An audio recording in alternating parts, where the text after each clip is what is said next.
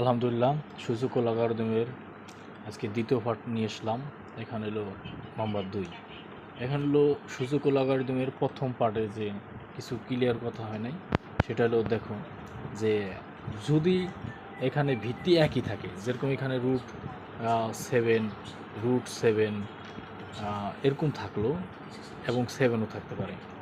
এই যে ভিত্তিগুলো একই সংখ্যা যদি থাকে, তাহলে আমাদের এই ভিত্তি যদি গুণ হয় তো সূচকগুলো যোগ হবে।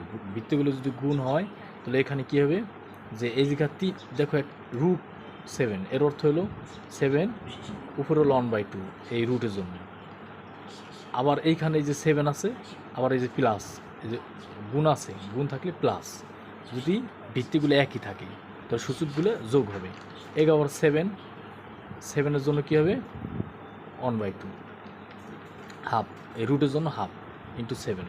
এখন আমার ভিত্তিগুলো একই আছে, দেখো 7 ভিত্তিগুলো যদি এক থাকে তাহলে সূচকগুলো কী হবে যোগ।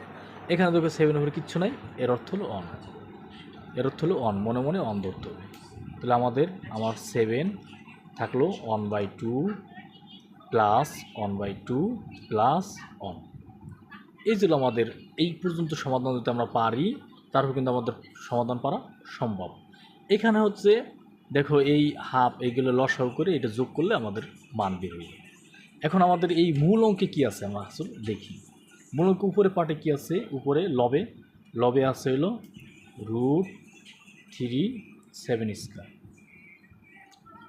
ইন্টু √3/7 এই আছে। তাহলে এটার আমরা কি করতে পারি, এই রুটের উপর কি আছে 3 আছে, রুটের উপর হলো 3 আছে, তাহলে কী হবে 7² আগে দিচ্ছে হাফ, আগে এই রুটের জন্য হাফ দিচ্ছে, এখন এই যে 3 আছে দেখে ইন্টু 1/3 হবে। আবার ইন্টু এই যে আছে কত √7 এখন আগে দিয়েছিলাম শুধু রুটের জন্য 1/2, এখানে আছে আবার 3 রয়ে গেছে, 4ও থাকতো যদি এখানে √7 এখানে যদি 4ও থাকতো তাহলে কি হইতো 7/1/4 হইতো, 7/1/4 হতো, 7/1/4 এরকম হতো। এখন এখানে কি আছে 7, এখানে কি হবে এই যে 1/3। এখানে দেখো যে আর একটু কাজ আছে, এই 2 কিন্তু এইটার সাথে সম্পূর্ণ গুণ অবস্থা আছে, অর্থাৎ এই 2 এই লবের সাথে গুণ হয়ে যাবে।